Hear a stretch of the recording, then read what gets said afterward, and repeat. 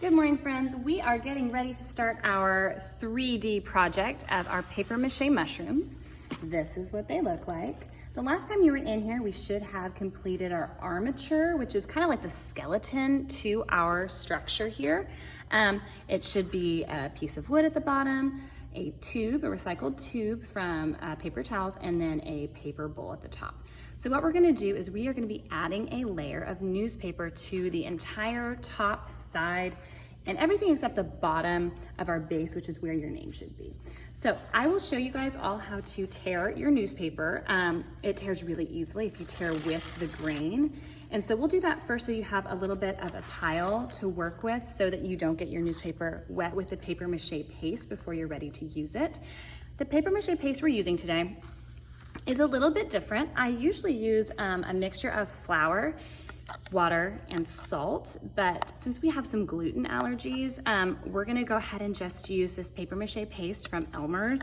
It's more like a gel. This is what it looks like if you're wanting to make your own projects at home.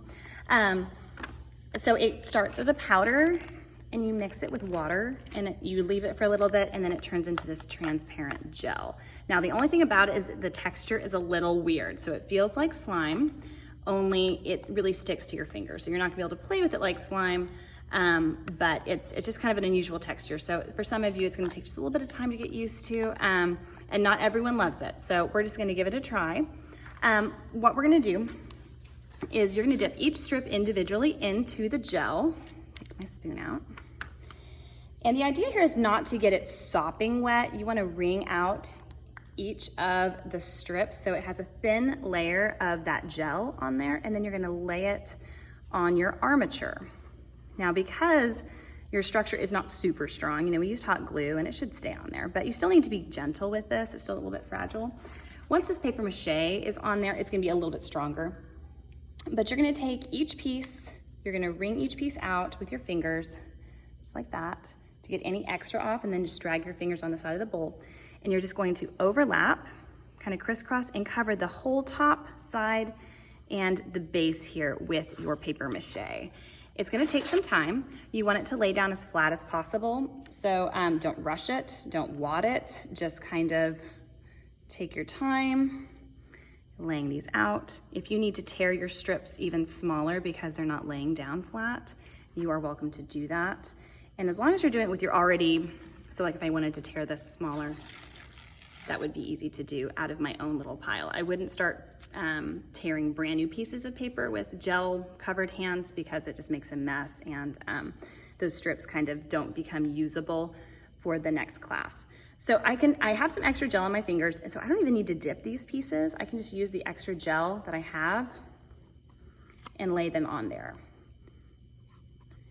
When these dry, it's gonna make a nice strong bond. Now, once you get the top covered, you'll wanna move on to the stem of your mushroom, and then you're gonna connect to the base. So you guys understand how to wrap it around the cylinder. So let me show you how I want you to wrap it at the base from your stem.